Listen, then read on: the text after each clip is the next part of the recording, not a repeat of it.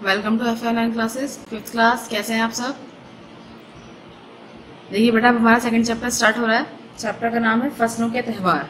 ठीक है, इसको हम इंग्लिश में बोलते हैं हार्वेस्ट फेस्टिवल्स, यानी जो फसलों से कनेक्टेड होते हैं उन त्यौहारों को हम हार्वेस्ट फेस्टिवल या फसलों के त्यौहार बोलते हैं। और आप अगर जानते हो तो मैं आपकी नॉलेज में थोड़ा इजाफा ये कर देती हूँ कि हमारा जो इंडिया है ये 75% एग्रीकल्चर पर डिपेंड है। तो इसलिए यहाँ पर मतलब हमारे पूरे इंडिया में अलग अलग स्टेट्स में अलग अलग टाइम पर ये हार्वेस्ट फेस्टिवल्स मनाए जाते हैं।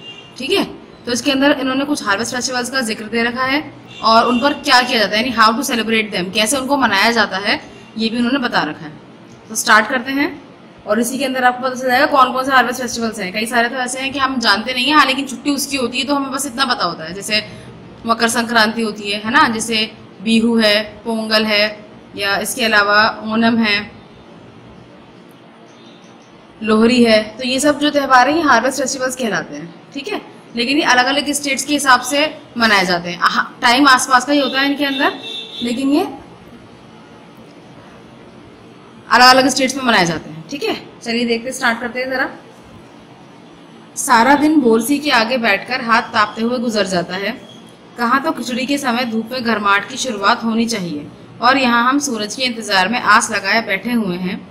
पूरे 10 दिन हो गए सूरज लापता है। आज सुबह तो रजाई से निकलने की हिम्मत नहीं हो रही थी। ठीक है, अब यानी जो ऑथर हैं, जो राइटर हैं, वो यही बता रहे हैं कि सारा दिन जो है वो बोरसी के आगे बैठकर हाथ तापते हुए, यानी हाथ किसके सामने तापते हैं आप? आग के सामने तापते हैं, है ना। तो यानी बोरसी किसको बोल रही है? आग को बोल रहे हैं। यानी सारा दिन जो है वो आग के सामने बैठकर हाथ सेकते हुए निकल जाता है, इतनी ठंड हो रही है। कहा तो खिचड़ी के समय धूप में गर्माहट की शुरुआत होनी चाहिए। अब यहाँ पर खिचड़ी जो है ये किसी त्यौहार का नाम है। ठीक है ना, जैसे हम ये मानते हैं कि होली के बाद गर्मी आ जाती है, तो ऐसे ही कह रहे हैं खिचड़ी के समय जो है ना गर्मी का मौसम शुरू हो जाता है, उसके बाद हल्की हल्की गर्माहट शुरू हो जाती है धूप के अंदर। तो अब ये कह रहे हैं कि कहाँ तो खिचड़ी के समय, यानी उस त्यौहार के समय जो ये मना रहे हैं खिचड़ी, क्या होता है यहाँ पर कि धूप में गर्माहट शुरू हो जाती है। लेकिन यहाँ पर अभी तक क्या हुआ है कि अभी तक हम सूरज के निकलने की आस लगाकर बैठे, लेकिन सूरज निकला ही नहीं है। पूरे 10 दिन हो गए। कितने दिन हो गए? 10 दिन। और आज सुबह तो क्या हो गया, रजाई से निकलने की हिम्मत ही नहीं हो रही थी। ठीक है, तो ये फर्स्ट पैराग्राफ हो गया। आगे देखते हैं हम। बाहर देखने से तो समय का अंदाज़ा बिल्कुल नहीं हो रहा, लेकिन घर में हो रही चहल पहल अब पता चल रही है। रह रहकर कानों में कभी चांपा काल के चलने और पानी के गिरने की आवाज़, तो कभी किसी के हाँक लगाने की आवाज़ आ रही थी। जा भाग के देख, केरा के पत्ते आइल की ना। तो अब कह रहे हैं कि बाहर अगर हम देख रहे हैं तो अंदाज़ा ही नहीं हो पा रहा कि मौसम कैसा है। मौसम इतना ठंडा हो रहा है तो हमें दिन का अंदाज़ा नहीं हो पा रहा। जैसे सपोज कि कभी कभी हम घर में होते हैं और जब सोकर उठते हैं तो मौसम ऐसा होता है जैसे बारिश का, तो हमें पता नहीं चलता कि क्या टाइम हो रहा है। हमें लग रहा होता है कि सुबह हो रही है, लेकिन एक्चुअल में 10-12 बज रहे होते हैं, है ना। तो अब ऐसे कह रहे हैं कि बाहर अगर हम देख रहे हैं तो हमें टाइम का अंदाज़ा नहीं लग पा रहा है, लेकिन घर में अच्छा खासी चहल पहल हो रही है। कोई नहाने जा रहा है, कोई कुछ बोल रहा है, कोई किसी को आवाज़ें लगा रहा है ना। आवाज़ें क्या लगा रहे हैं कि ज़रा देख कर आओ कि केरा के पत्ते आई कि नहीं, मतलब केरा कोई पत्ते होंगे वहाँ पर जिनका वो इस्तेमाल करते होंगे अपने त्यौहार के लिए। तो इस तरीके से अंदाज़ा हो रहा है कि अच्छा दिन निकल चुका है, सभी लोग उठ चुके हैं, सब काम में लगे हुए हैं। ठीक है, अदरवाइज पता नहीं चल पा रहा है कि दिन निकला है नहीं निकला, क्या टाइम हो रहा है, कुछ अंदाज़ा नहीं हो पा रहा। आज ई लोग के उठेगे नाइके का, बोल जल्दी तैयार हो खस, अब तो उठने में ही भलाई है। अब उनको साथ में ये भी आवाज़ आ रही है कि कोई कह रहा है कि आज इन लोगों को उठना नहीं है क्या, इनसे बोलो कि जल्दी से उठे और तैयार हों। ठीक है, तो अब जो ऑथर है, वो ऑथर जो राइटर जो है वो कह रही हैं कि अब तो उठने में ही भलाई, यानी अब तो सबके पास चल के कि हम सो रहे हैं, अब हमें उठ जाना चाहिए। ठीक है, नहा धोकर हम सभी एक कमरे में इकट्ठा हुए। दादा और चाचा ने क्या सफ़ेद चकाचक मांड लगी धोती और कुर्ता पहना हुआ है। खिचड़ी में ऐसन ठाठ हम पहले कपो न देख नी, सारा देह कनकना देता। पापा ने कहा शायद आज धोती में उन्हें ठंड कुछ ज़्यादा लग रही है। तो अब कह रहे हैं कि जब हम उठकर हम नहा धोकर तैयार हो गए तो सब सारे लोग एक ही रूम में इकट्ठा हो गए। ठीक है, वहाँ पर जो है जो ये कहानी हमें सुना रही हैं राइटर है, तो वो हमें बता रही है कि दादा और चाचा ने जो है सफ़ेद चकाचक मांड लगी धोती पहन रखी है। मांड हम बोलते हैं कलफ लगी हुई धोती पहन रखी है। ठीक है, उससे ना कपड़े एकदम चमक जाते हैं और अकड़े अकड़े से रहते हैं। धोती और कुर्ता पहन रखा है हम दोनों ने। तो अब ये जो ऑथर है कह रही है कि हमने आज तक ऐसी खिचड़ी सेलिब्रेट होते हुए नहीं देखी। ठीक है, मतलब उनको ऐसा पहली बार उन्होंने ऐसी सेलिब्रेशन देखी कि सब लोग जो है वो सेलिब्रेट करने में लगे हुए हैं, पूरे घर में हलचल हुई है।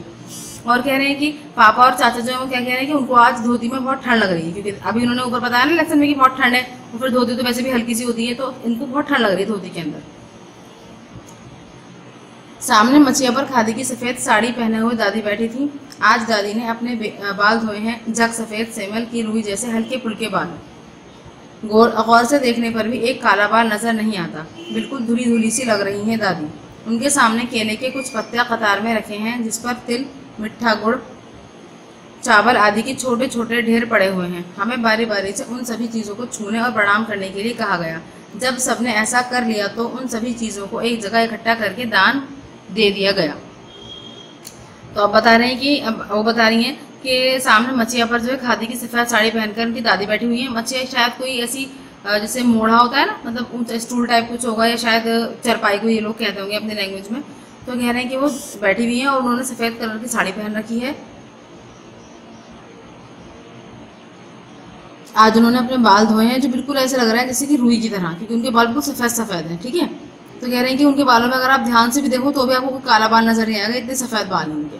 बिल्कुल धुली धुली सी लग रही है उनको अपनी दादी, बिल्कुल एकदम साफ साफ सी और सफ़ेद सफ़ेद उनके बाल हैं। तो कह रहे हैं उनके सामने, यानी दादी के सामने बहुत सारे पत्ते रखे हुए हैं। उनमें किसी पर तिल रखा हुआ है, किसी के अंदर गुड़ रखा हुआ है, किसी में चावल रखे हुए हैं। ठीक है, छोटे छोटे से ढेर लगे हुए हैं उनके पत्तों के ऊपर। तो ये जो बच्चे हैं इन सबको क्या करना है, बारी बारी से उन चीज़ों को छूना है और उनको प्रणाम करना है। ठीक है, जब सबने ऐसा कर लिया तो उन सभी चीज़ों को एक जगह इकट्ठा करके दान दे दिया, यानी सबको इकट्ठा करके किसी को दे दिया गया। आज तो अपी दीदियाँ बुरी फंसी, उन्हें तो ना चूड़ा दही ही पसंद है और ना ही खिचड़ी, पर आज तो फरमाइशी नाश्ता नहीं चलेगा, उन्हें दोनों ही चीज़ें खानी पड़ेंगी। आज खिचड़ी जो है, खिचड़ी खाने के बाद सभी ने गया से आए तिल। अब ये अपने कोई अपी दीदियाँ हैं, इनको उनके बारे में कह रही हैं कि वो बहुत बुरी फंसी मतलब यानी कि आज तो वो फंस गई। क्यों फंस गई? क्योंकि उन्हें जो है चूड़ा दही पसंद नहीं। चूड़ा दही क्या होता है, वो कुछ खाने की चीज़ होती है, नाश्ते में खाते हैं लोग और त्यौहार के दिन खाई जाती है, और ना ही खिचड़ी पसंद है उनको। लेकिन आज तो जो बना है वही खाना पड़ेगा, कोई फरमाइशी नाश्ता नहीं होगा, यानी ऐसा कुछ नहीं है कि हमें ये पसंद नहीं तो हम ये बना सकते हैं। आज त्यौहार का दिन है, जो भी घर में बना है वही खाया जाएगा। तो उन्हें जो है दोनों ही चीज़ें खानी पड़ेंगी, और क्योंकि आज खिचड़ी है। अब देखिए यहाँ पर खिचड़ी जो है ना, ये खिचड़ी त्यौहार के लिए यूज़ हुआ है, और ये वाला जो खिचड़ी है, ये खिचड़ी, वो जो खिचड़ी नॉर्मली खिचड़ी होती है उसके लिए यूज़ हुआ है। ठीक है, खिचड़ी खाने के बाद सभी ने क्या करा, सभी ने गया से आए तिल, गया बिहार में एक जगह का नाम है गया, है ना, वहां से आए हुए तिलों का क्या किया देखते हैं आगे। गुड़ और चीनी के तिलकुट को बड़े चाव से खाया। खाते खाते मैं सोच रही थी कि कितनी अलग है ना ये खिचड़ी जो अभी हम मना रहे हैं। तो अभी क्या करा उन्होंने, तिल आए थे, गुड़ आया था और चीनी की तिलकुट आए थे। तिलकुट जो एक मिठाई होती है जो तिलों से बनती है ना, वो सबने बहुत शौक से खाई। खाते खाते जो ये जिन्होंने हमें अपनी कहानी सुना रही है वो सोच रही थी कि ये वाली खिचड़ी कितनी अलग है नॉर्मल खिचड़ी से, यानी ये जहाँ रहती है वहाँ पर जो ये खिचड़ी बनाती है उससे बहुत अलग लग रही है उनकी खिचड़ी। क्यों अलग लग रही है देखिए ज़रा। स्कूल में हम जो खिचड़ी बनाते थे उसकी अलग ही मस्ती हुआ करती थी। छुट्टी का दिन, नाव में बैठकर गंगा नदी की सैर, और फिर टापू पर बालू में दौड़ते हुए पतंग उड़ाना या उड़ाने की कोशिश करना, कितना मज़ा आता था। इधर हम पतंग उड़ाते थे और वहीं थोड़ी दूर पर गुरुजी, विमला दिद्दा, आनंद जी, झिलमिट भैया सब मिलकर ईंट से बने चूल्हे पर बड़े बड़े कड़ाहों में खिचड़ी बनाते थे। हम भी बीच बीच में अपनी पतंगों को सुस्ताने का मौका देते हुए मटर और प्याज छीलने बैठ जाते। वैसी खिचड़ी फिर दोबारा खाने को नहीं मिली। वाकई ढंग कैसा भी हो, पर है ये खुशियों का त्यौहार। तो यानी जहाँ ये रहती है वहाँ पर इस तरह मनाई जाती है खिचड़ी, जैसे उन्होंने भी बताया किस तरह कि स्कूल की छुट्टी होती है। ठीक है, और ये सभी क्या करते हैं,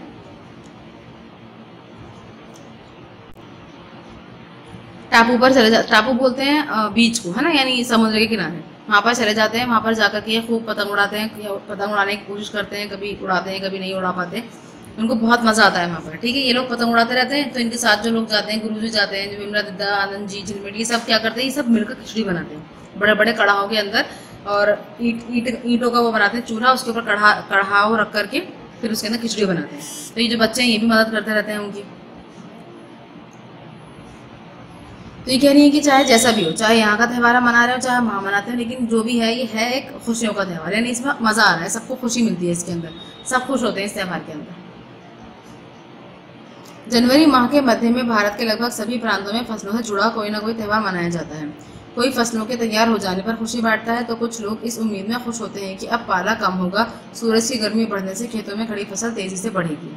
अभी मैंने आपको बताया था कि इंडिया में ज़्यादातर स्टेट्स में जो ये त्यौहार मनाए जाते हैं। ठीक है, लेकिन डिपेंड करता है मौसम के हिसाब से भी, लेकिन ज़्यादातर जो त्यौहार हैं वो जनवरी के आसपास मनाए जाते हैं, यानी जनवरी के 13 से लेकर 20 तक, 13 से 20 तक के जनवरी में इस बीच मनाए जाते हैं सारे त्यौहार। तो कह रहे हैं कि कोई कब मनाता है, कोई इसलिए मनाता है कि फसल जो है तैयार होने वाली है, यानी जो सर्दियों की फसल होती है वो कटने वाली होती है, तो इसकी खुशी में मनाते हैं। कुछ लोग इस खुशी में त्यौहार मनाते हैं कि अब जो है सर्दी कम हो जाएगी, धूप की गर्मी बढ़ेगी, तो जो फसल है वो तेज़ी से बढ़ जाएगी, है ना, फसल तेज़ी से बढ़ेगी, फसल लहराएगी, तो इस खुशी में वो त्यौहार मनाते हैं।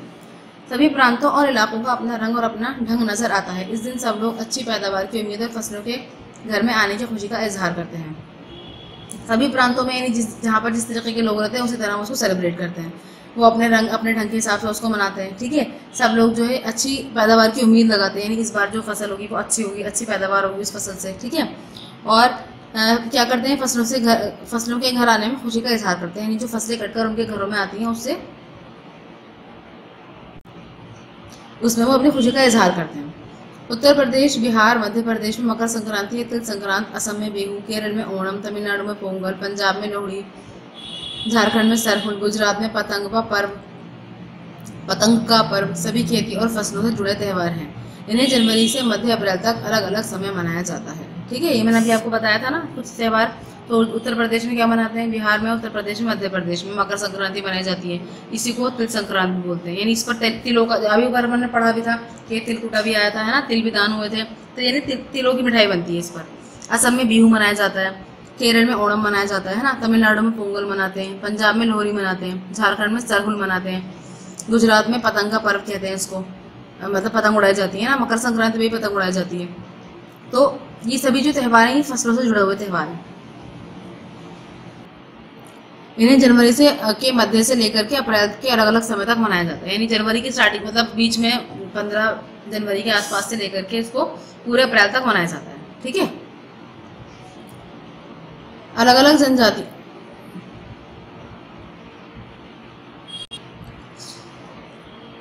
जनजातियां इसे अलग अलग समय में मनाती हैं। संथाल लोग फरवरी मार्च में, तो औराम लोग इसे मार्च अप्रैल में मनाते हैं। आदिवासी आमतौर पर प्रकृति की पूजा करते हैं। सरहुल के दिन विशेष रूप से साल के पेड़ की पूजा की जाती है। यही समय है जब साल के पेड़ों में फूल आने लगते हैं और मौसम बहुत ही खुशनुमा हो जाता है। तो अभी बता रहे हैं अभी हमें किसके बारे में बता रहे हैं, सरहुल के बारे में बता रहे हैं, है ना। तो सरहुल कहाँ मनाया जाता है, झारखंड में मनाया जाता है। ठीक है ना, झारखंड एक स्टेट है हमारे इंडिया में, जो कि बिहार से थोड़ा नीचे की साइड में है। ठीक है, तो इसको वहाँ पर जो ज़्यादा जनजातियाँ रहती हैं, यानी शेड्यूल्ड ट्राइब्स जिसको आप बोल सकते हैं, एसटीज रहते हैं वहाँ पर। ठीक है, तो कह रहे हैं कि वहाँ पर जनजातियाँ अलग अलग है, तो वो अलग अलग ही महीने में इसको मनाती हैं। संथाल जनजाति है एक, तो वो फरवरी मार्च में मनाते हैं, और आम एक जनजाति है तो वो मार्च अप्रैल में मनाते हैं इसको। ठीक है, और आदिवासी जो होते हैं वो आमतौर पर प्रकृति की पूजा करते हैं, यानी नेचर को पूजते हैं। ठीक है, पेड़ पौधों की पूजा करते हैं। सरहुल के दिन क्या होता है, वो सबसे ज़्यादा पूजा किस चीज़ की होती है, साल के पेड़ की होती है। साल एक जो है पेड़ है, इसकी लकड़ी से फर्नीचर बनाया जाता है, बहुत महंगा फर्नीचर होता है वो। ठीक है, और इस समय में क्या होता है, यानी जब ये मनाते हैं सरहुल को, तो उस समय में साल के पेड़ के अंदर फूल आने लगते हैं और मौसम बहुत ही खुशनुमा हो जाता है, यानी ना बहुत ठंड ना बहुत गर्मी, मौसम एकदम न्यूट्रल सा हो जाता है। ठीक है, स्त्री पुरुष दोनों ही ढोल मंजीरे लेकर रात भर नाचते गाते हैं। चारों ओर फैली हुई छोटी छोटी घाटियाँ, लंबे लंबे साल के वृक्षों का जंगल और वहीं आसपास बसे छोटे छोटे गांव। ठीक है, यानी इनका जो त्यौहार है किस तरह खुशी मनाते हैं कि ढोल मंजीरे ने ढोल वगैरह लेकर के पूरी रात नाचते गाते रहते हैं ये लोग। चारों ओर जो है इनकी छोटी छोटी घाटियाँ हैं, है ना। घाटियाँ मतलब पहाड़ों के बीच का जो हिस्सा होता है उसको हम घाटियाँ बोलते हैं। और लंबे लंबे साल के वृक्ष, यानी जो साल का वृक्ष होता है वो मतलब बहुत लंबा होता है, तो वो है। और पूरा जंगल भरा हुआ उन्हीं पेड़ों से वहाँ पर, और वहीं आसपास बसे छोटे छोटे गाँव, और उन्हीं के आसपास में छोटे छोटे गाँव बसे हुए हैं। लिपे पुते करीने से बुहारे और सजाए गए अपने घरों के सामने लोग एक पंक्ति में कमर में बाहें डालकर नृत्य करते हैं। यानी लिपे पुते यानी बिल्कुल अपने घरों जैसे पेंट करते हैं ना, तो अगर मिट्टी का घर होता तो उसको बोलते हैं पोतना। वो मिट्टी का एक लिक्विड लेकर मिट्टी को घोल करके फिर उससे उसको साफ कर लेते हैं। जैसे आपने देखा होगा, जैसे ब्लैक बोर्ड होता है ना, ब्लैक बोर्ड के ऊपर इंक फेर देते हैं ब्लैक कलर की, बिल्कुल वो एकदम नया लगने लगता है। ऐसे ही वो लोग क्या करते हैं, अपने घरों को ना पोत देते हैं मिट्टी से, फिर उसके ऊपर सजावट करते हैं, यानी कुछ डिजाइन बनाते हैं अलग अलग कलर से। ठीक है, तो कह रहे हैं कि अपने घरों के सामने उनको सजा करके और फिर अपने घरों के सामने ही मतलब सब डांस करते हैं। डांस कैसे करते हैं, कमर में हाथ डाल करके एक दूसरे की पूरी लाइन बनाकर डांस करते हैं। अगले दिन भी नृत्य करते हुए घर घर जाते हैं और फूलों के पौधे लगाते हैं। घर घर से चंदा मांगने की भी प्रथा है, पर चंदे में मालूम है क्या मांगते हैं, मुर्गा, चावल और मिश्री। तो कह रहे हैं कि उसके बाद वो लोग क्या करते हैं, अगले दिन जो है वो ऐसे ही नाचते गाते जो है वो सबके घर जाते हैं, वहाँ पर जाकर के वो फूलों के पौधे लगाते हैं। उनके घरों के बाहर फूलों के पौधे लगाते हैं और घर घर से चंदा मांगते हैं। अब चंदे में क्या मांगते हैं, पैसे नहीं मांगते वो लोग, क्या मांगते हैं, मुर्गा मांगते हैं, चावल मांगते हैं और मिश्री मांगते हैं। ठीक है, फिर चलता है खाने पीने और खेलों का दौर। यानी अब ज़ाहिर उन्होंने सबसे इकट्ठा कर लिया तो फिर वो पकवान वगैरह बनाते हैं, फिर उसके बाद सब खाने पीने का दौर चलता है, यानी सब इकट्ठा होकर खाते हैं। तीसरे दिन जाकर पूजा होती है, जिसके बाद लोग अपने कानों में सराई का फूल पहनते हैं। तो यानी अब 2 दिन तक तो ये चलता रहता है, फिर तीसरे दिन पूजा होती है, उसके बाद जाकर के ये लोग अपने कानों में सराई का फूल, यानी जो सरहुल के अभी हमने देखा था ना, साल के पेड़ पर जो फूल आने लगते हैं उसको बोला इन्होंने सराई का फूल, तो उसको ये अपने कानों में पहनते हैं। ठीक है, इसी दिन से वसंत ऋतु की शुरुआत मानी जाती है। धान की भी पूजा होती है, पूजा किया हुआ आशीर्वादी धान अगली फसल में बोया जाता है। तो यानी ये मानते हैं कि अब जो है वसंत ऋतु शुरू हो गया, यानी स्प्रिंग सीजन शुरू हो चुका है, ये मानते हैं कि आज के दिन से शुरू हो गया, यानी जब इन्होंने पूजा वगैरह कर ली। जो भी इनकी फसल कट के इनको मिलता है, तो मतलब जो भी ये प्राप्त करते हैं, धान वगैरह, धान बोलते हैं चावल को, है ना, जो भी मिलता है इनको, तो उसका जो है ये क्या करते हैं, उसकी पूजा करते हैं, और जो पूजा किया हुआ आशीर्वादी धान होता है फिर वो उसको अगली फसल के लिए बो देते हैं। ठीक है, तो अभी हमने जो पढ़ा है सरहुल के बारे में पढ़ा है ना। अब देखते हैं अगला त्यौहार कौन सा है। तमिलनाडु में मकर संक्रांति फसलों से जुड़ा त्यौहार पोंगल के रूप में मनाया जाता है। यानी अब तमिलनाडु की बात कर रहे हैं। ठीक है, तमिलनाडु में यानी मकर संक्रांति हुआ एक तरीके से वो, क्योंकि सब हम क्या कर रहे हैं, सब हम फसलों के त्यौहार तो मना रहे हैं, तो मकर संक्रांति कह लें हम या फसलों से जुड़ा त्यौहार कह लें, उसको हम तमिलनाडु में पोंगल कहते हैं। क्या कहते हैं? पोंगल। पोंगल के रूप में मनाया जाता है। इस दिन खरीफ की फसलें चावल, अरहर आदि कटकर घरों में पहुंचती हैं। ठीक है, यानी अब खरीफ की जो फसलें होती हैं, खरीफ की फसलें वो होती हैं जो बारिश के मौसम में बोई जाती हैं। ठीक है, यानी इस मौसम में जो बोई जाएंगी तो वो जनवरी फरवरी में काटी जाएंगी। ठीक है, तो ये खरीफ की फसलें जो बोई जाती हैं, चावल है, अरहर है, तो ये सब कट कर घर पहुंचती हैं। लोग नए धान कूट कर चावल निकालते हैं, नए धान को कूट करके चावल निकालते हैं उसके अंदर से। हर घर में मिट्टी का नया मटका लाया जाता है, जिसमें नए चावल, दूध और गुड़ डालकर इसे पकाने के लिए धूप में रख देते हैं। ठीक है, तो अब क्या करते हैं, नया मटका लेकर आते हैं, जो चावल होते हैं वो रखते हैं, उस मटके के अंदर गुड़ डालते हैं, दूध डालते हैं, है ना, और उसको रख देते हैं पकाने के लिए। लेकिन पकाने के लिए गैस पे नहीं रखते हैं, कहाँ रखते हैं? धूप में रखते हैं। हल्दी शुभ मानी जाती है, इसलिए साबुत हल्दी को मटके के मुंह के चारों ओर बांध देते हैं। और हल्दी को ये मानते हैं कि भाई ये शुभ होती है, तो ये मटके के मुंह के चारों तरफ जो है ना हल्दी को बांध देते हैं। ये मटका दिन में 10:30-12 बजे तक धूप में रखा जाता है, यानी सुबह को रख देते हैं, और दिन में 12 जब तक धूप तेज रहती है तब तक इसको रखे रहने देते हैं। जैसे ही धूप में उफान आता है, जैसे ही दूध में उफान आता है और दूध चावल मटके से बाहर गिरने लगता है, तो पोंगल पोंगल पोंगला पोंगल पोंगला पोंगल, खिचड़ी में उफान आ गया कि स्वर सुनाई देते हैं। तो यानी रखते हैं ये इसको जब बहुत, क्योंकि देखिए जब धूप बहुत तेज होती है, और साउथ में धूप तेज होती है, ठीक है, तभी वहाँ के लोग डार्क स्किन होती है उन लोगों की। ठीक है ना, तो ये कह रहे हैं कि जब बहुत तेज धूप होती है, जब दूध के अंदर उबाल आने लगता है, तो उसके बाद ये लोग क्या चिल्लाते हैं? पोंगला पोंगल पोंगला पोंगल। ठीक है, यानी खिचड़ी में उफान आ गया, और सब तरफ से ऐसी ही खुशी की आवाज़ें आने लगती हैं। ठीक है, दूसरी ओर गुजरात में पतंगों के बिना तो मकर संक्रांति का जश्न अधूरा ही माना जाएगा। इस दिन आसमान की ओर यदि नजर उठाएं तो शायद हर आकार और रंग रूप की पतंगे आकाश में लहराती हुई मिले।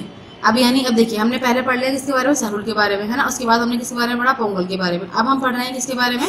गुजरात में मकर संक्रांति के बारे में। ठीक है, गुजरात की मकर संक्रांति का नाम उन्होंने क्या कहा था? पतंगों का पर्व।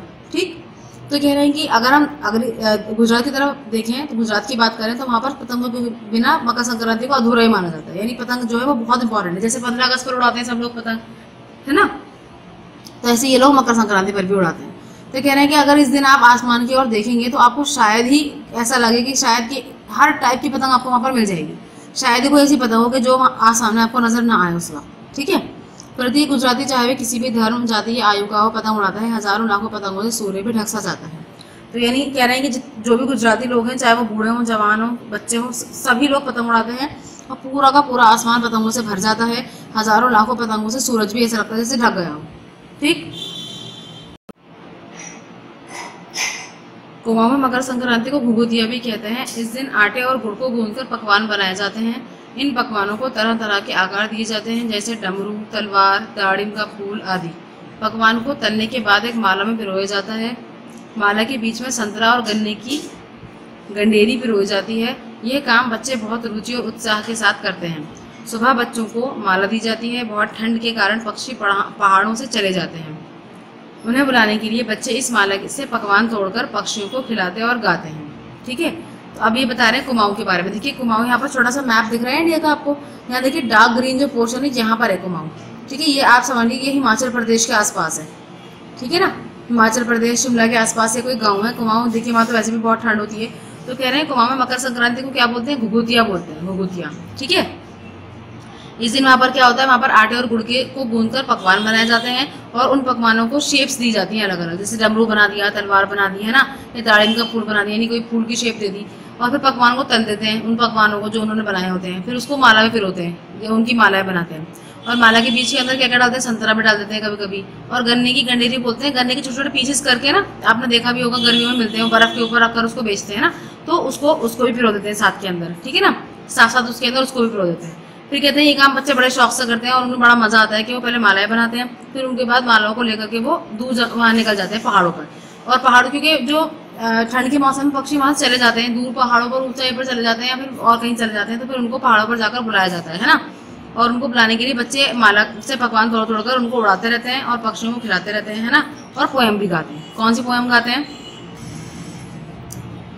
कौवा आओ घुघुत आओ, ले कौवा पढ़ो, माँ के देजा सोने का घड़ो, खा ले पूरी, माँ के देजा सोने की छुरी, इसके साथ ही जिस चीज़ की कामना हो वह मांगते हैं। ठीक है, तो ये इनकी पोएम है जो ये गाते हैं, और साथ साथ जो भी इनको चाहिए होता है वो भी मांग लेते हैं, तो उनको लगता है कि वो उन्हें मिल जाता है। ठीक है, आगे देखते हैं। है ना कितनी अलग अलग अंदाज मकर संक्रांति को मनाने के। कहीं दूध चावल और गुड़ की खीर बनती है, तो कहीं तो कोई 5 प्रकार के नए अनाज की खिचड़ी बनाता है। कहीं कहीं लोगों का सैलाब नदी में स्नान के लिए उमड़ पड़ता है। लोग ठंड से ठिठुरते रहेंगे पर बर्फीले पानी में कम से कम एक डुबकी तो जरूर लगाएंगे। तो कह रहे हैं देखिए, वही त्यौहार है, फसलों के त्यौहार, नाम अलग अलग है और मनाने के तरीके भी अलग अलग है। ठीक है, कहीं पर दूध चावल को पकाया जाता है, गुड़ की खीर बनाई जाती है, कोई फिर क्या करता है, कोई 5 प्रकार के अनाजों की खिचड़ी बनाते हैं। ठीक है ना, कहीं कहीं लोगों का सैलाब नदी में स्नान के लिए उमड़ पड़ता है, यानी ये जो होता है ना, ये वहाँ पर होता है, असम और पोंगल वगैरह में ऐसा होता है। सॉरी, असम और पोंगल में नहीं, स्नैक बोट रेस होती है ना केरला में, वहाँ पर होता है ऐसा। ठीक है, और कह रहे हैं कि लोग ठंड से ठिठुरते रहते हैं, यानी बहुत ठंड लग रही होती है उन लोगों को इस मौसम में भी, लेकिन तब भी वो एक डुबकी जरूर लगाते हैं। और हाल तो ये है कि इन जगहों पर तिल रखने की भी जगह नहीं होती, यानी तिल रखने की भी जगह नहीं होती, मतलब इतनी भीड़ होती है कि एक जरा सा तिल रखने की भी जगह नहीं होती, इतनी भीड़ होती है इन जगहों पर। तिल से याद आया, मकर संक्रांति के दिन पानी में तिल डालकर स्नान करना, तिल दान करना, आग में तिल डालना, तिल की पकवान बनाना विशेष महत्व रखता है। ठीक है, मैंने आपको बताया था अभी मकर संक्रांति के दिन तिलों का बहुत महत्व है इन लोगों के लिए, तो पानी में तिल डालकर उससे नहाते हैं, तिलों को दान करते हैं, किसी को दे देते हैं, मतलब दान कर देते हैं उनका, आग में तिल डालते हैं, तिल के पकवान बनाकर उनको शौक से खाते हैं। तो इन सबका बड़ा महत्व है, बड़ा इंपॉर्टेंस है इस चीज़ की। तुम्हारे घर या इलाके में इस त्यौहार को कैसे मनाया जाता है? तो ये अब आपसे क्वेश्चन पूछ रहे हैं कि आपके घर में या आपके इलाके में आसपास में इसको कैसे मनाया जाता है। इसे खिचड़ी, पोंगल, मकर संक्रांति या कुछ और कहा जाता है। आपके यहाँ पर इसको क्या बोलते हैं? खिचड़ी बोलते हैं, पोंगल बोलते हैं, मकर संक्रांति बोलते हैं, इसके अलावा कुछ और बोलते हैं। या तुम इन फसलों से जुड़े कोई और त्यौहार मनाती हो, या पूछ रहे हैं कि अच्छा अगर आप ये नहीं मनाते तो कोई और से त्यौहार अगर आप मनाती हैं तो वो बताइए आप। ठीक है, यदि तुम आपस में बात करो तो तुम्हें ये जानकर हैरानी होगी कि कई बार एक ही इलाके में रहने वाले लोग भी इस तरह त्यौहार अलग अलग ढंग से मनाते हैं। तो कह रहे हैं कि अगर आपको अंदाज़ा हो इस बात का तो आपको बड़ी हैरानी होगी कि एक ही इलाके में रहने वाले लोग भी इन त्यौहारों को बहुत अलग अलग तरीके से मनाते हैं। ठीक है, यानी त्यौहार भी सेम है, इलाका भी सेम है, लेकिन उसके बावजूद मनाने का तरीका अलग अलग है। तो बड़ा चैप्टर कंप्लीट हो गया आपका।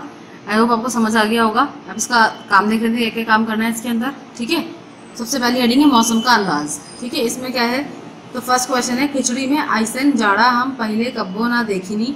यहाँ तुम खिचड़ी से क्या मतलब निकाल रही हो। ठीक है, अब कह रहे हैं कि खिचड़ी, देखिए यहाँ पर खाने वाली खिचड़ी तो नहीं हो सकती, मैंने आपको बताया था, यानी किसी त्यौहार की बात कर रहे हैं ना। तो यहाँ पर जो त्यौहार की बात कर रहे हैं मकर संक्रांति की बात कर रहे हैं, तो ये इसका क्वेश्चन का ये वाला आंसर है, मकर संक्रांति। ठीक है, अगला क्वेश्चन है, क्या कभी ऐसा हो सकता है कि सूरज बिल्कुल ही ना निकले? अगर ऐसा हो तो कह रहे हैं कि क्या ऐसा पॉसिबल है कि कभी सूरज निकले ही ना, यानी जैसे सपोज कि इंडिया 10 दिन से सूरज नहीं निकला, तो ऐसा हो सकता है कि कभी निकले ही ना, 10 दिन, 20 दिन, 1 साल, 2 साल, 5 साल ऐसे।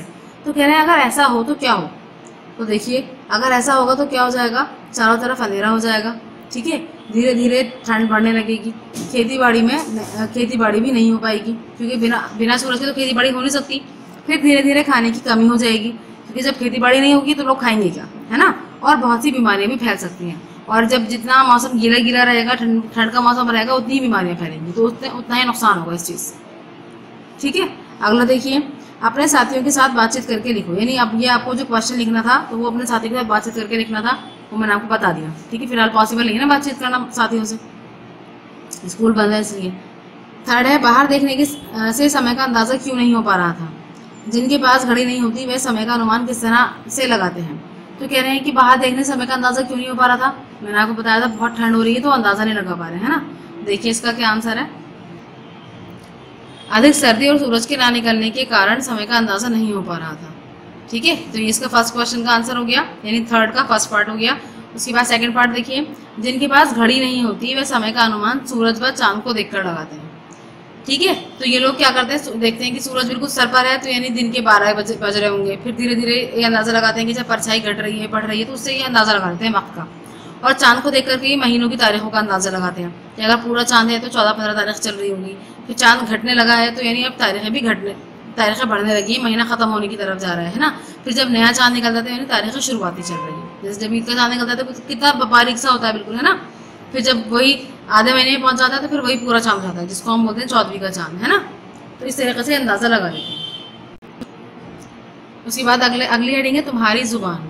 तुम्हारी जुबान यानी यहाँ पर देखिए प्रश्न का में क्या लिखा है, आज ई लोग के उठे के नईखे का, एक सेंटेंस ये है। फिर खा में लिखा है जा भाग के देख केरा के पत्ते आयल की ना। तो इन वाक्यों को अपने घर की भाषा में लिखना है, यानी ये जो भाषा है तो ये बिहार का त्यौहार है खिचड़ी, तो ये वहीं की भाषा में लिखा हुआ है। तो हमें क्या करना है, हमें अपनी भाषा में लिखना है। तो अपनी भाषा में किस तरह लिखेंगे देखिए ज़रा। तो का इस तरह लिखेंगे इसका, आज इन लोगों को उठना नहीं है क्या, है ना, यानी एक क्वेश्चन भी पूछ रहे हैं वो, तो इस तरीके से लिखा जाएगा। फिर ख में आएगा जाओ भागकर देख कर आओ कि पत्ते आए कि नहीं, है ना। अगली हेडिंग देखिए, भारत तेरे रंग अनेक। इसके अंदर क्या कह रहे हैं, ये विविधता हमारे देश की पहचान है। फसलों के त्यौहार हमारे देश के विविध रंग रूपों का एक उदाहरण है। यह भी हमने बताया आपको कि कितने सारे त्यौहार हैं और कितने अलग अलग तरीक़ों से मनाए जाते हैं ना। कहीं पर खिचड़ी बना रहे हैं, कहीं पर नहा रहे हैं, कहीं पर तिल के पकवान बनाए जा रहे हैं।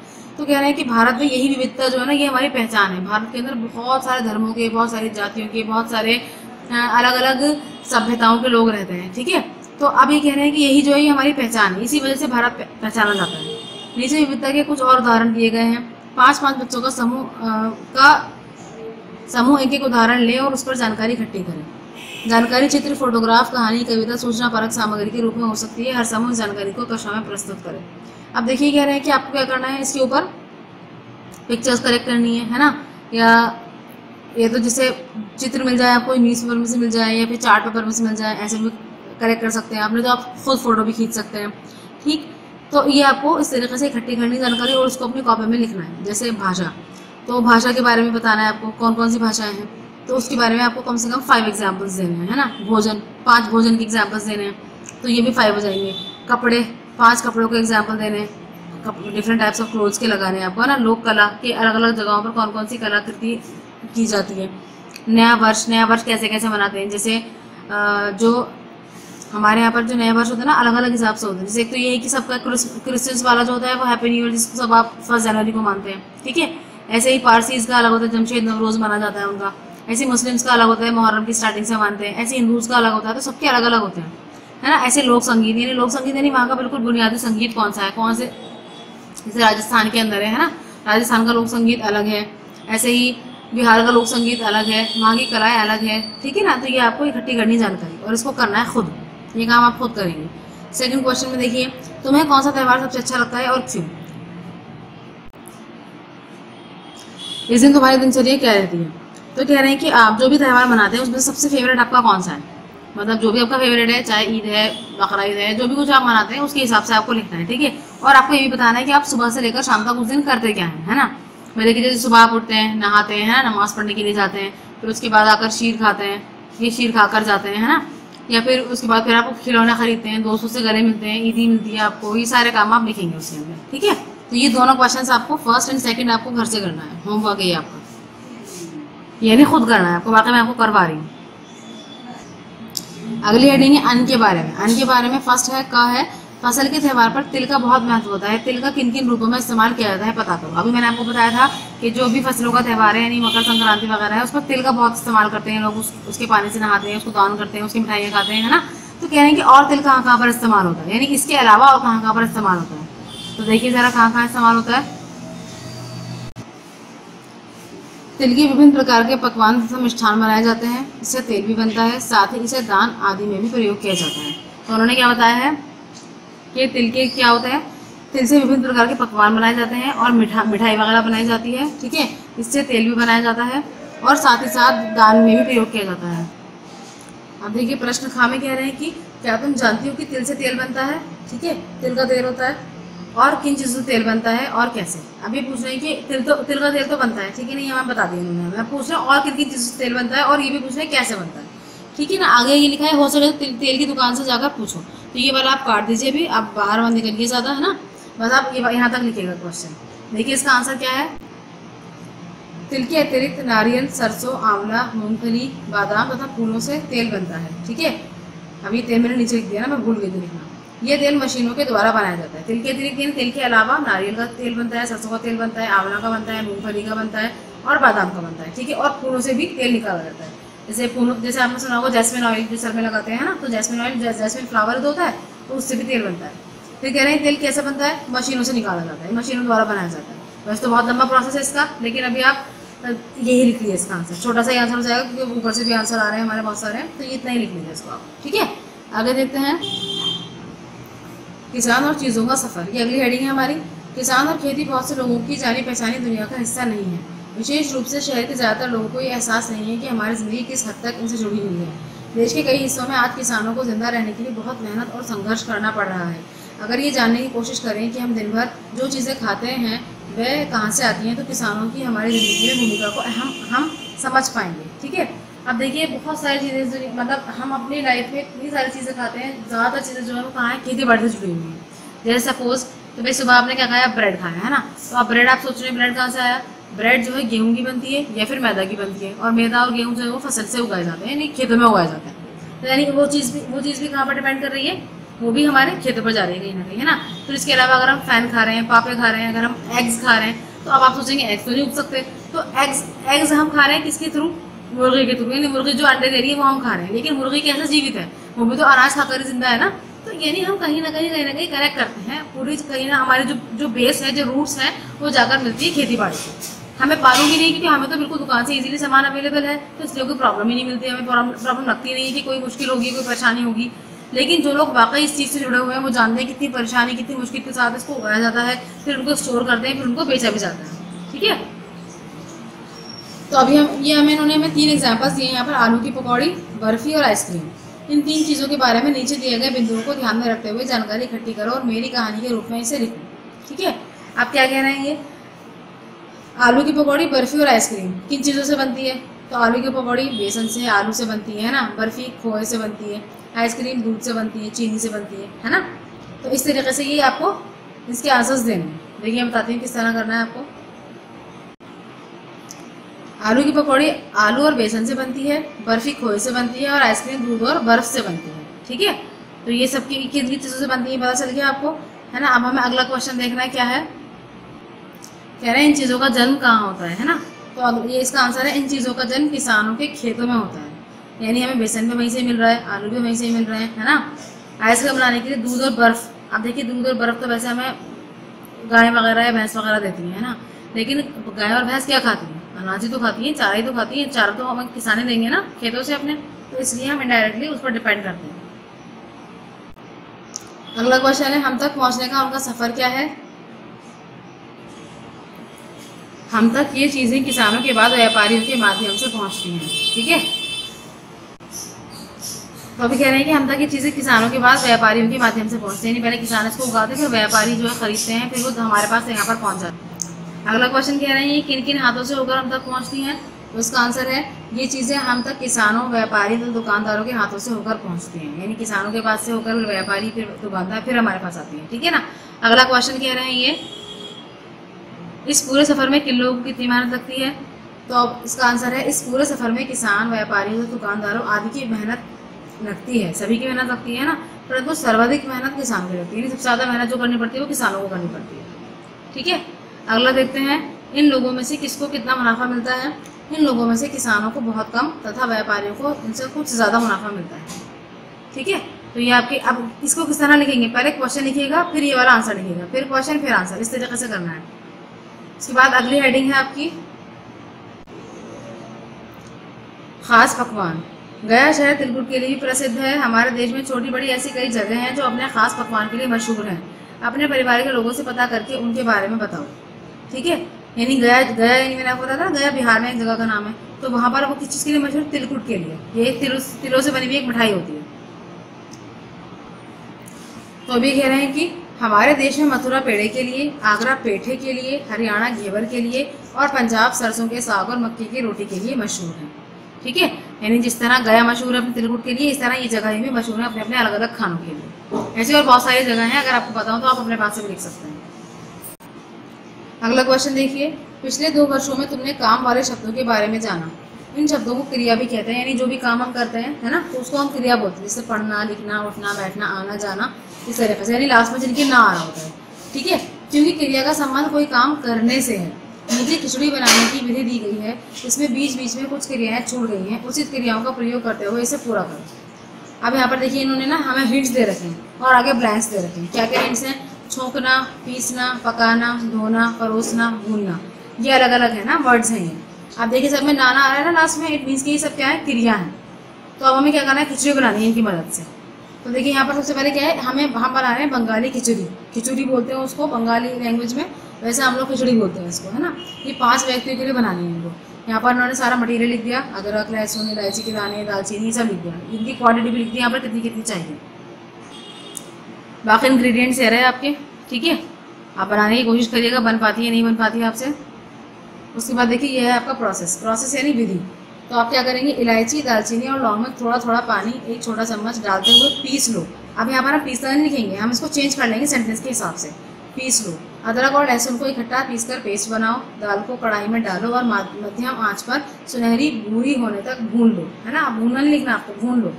अब दाल निकालकर पीस लो। तेल को कुकर में डालकर गर्म करो। तेल गर्म हो जाने पर तेज पत्ते और जीरा डालो। जीरा जब चटकने लगे तो प्याज डालकर सुनहरा भूरा होने तक भूनो। अब अदरक लहसुन का पेस्ट डालकर कुछ मिनट भूनो, है ना। धुली हुई दाल, चावल और सब्जी डालो और अच्छी तरह मिलाओ। शेष पानी यानी 4 प्याले डालकर एक बार चलाओ। कुकर बंद करो। तेज़ आंच पर पूर्ण प्रेशर आने दो। अब आंच कम करके 4 मिनट तक पकाओ। भाप निकल जाने पर कुकर खोलो। मसालों का पेस्ट मिलाओ। खिचड़ी पर घी, हींग, जीरा, साबुत लाल मिर्च से छोंक कर परोसो। ठीक है, गर्मा गर्म परोसो, गर्मा गर्म। यानी अब इसको अब आप क्या करो, परोस दो, यानी सर्व कर दो। ये सब हमने यहाँ पर क्रियाएं जो हमसे कही थी वो हमने ऐड कर दी। उसके बाद ये छुट्टी के दिन हर घर में ऐसी खिचड़ी बनाने में बड़ों की मदद करो। खाने में से जुड़ी कुछ अन्य क्रियाएं भी सोचो। यानी इसके अलावा आपको ये भी देखना है कि हम खाना बनाने के लिए सिर्फ खाना नहीं बनाना पड़ता, हमें बहुत सारे काम करने पड़ते हैं पहले से। पिसाई भी करनी पड़ती है, सफाई भी करनी पड़ती है ना। फिर खाना बनाने के बाद भी सारे काम दोहराने पड़ते हैं। तो ये मैंने उन्होंने बताया है। चैप्टर आपका कंप्लीट हो गया। आई होप आपको समझ आया होगा। So thank you, thanks for watching. अल्लाह हाफिज़।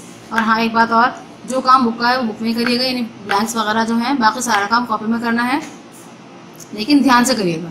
ठीक है, जो क्वेश्चंस हैं ध्यान से क्वेश्चन डाल के फिर उसका आंसर लिखिएगा, यानी कि सब कुछ मिला दें आप। हेडिंग सारी बनाइएगा लेसन नंबर डालकर, लेसन का नाम डालकर। ठीक है।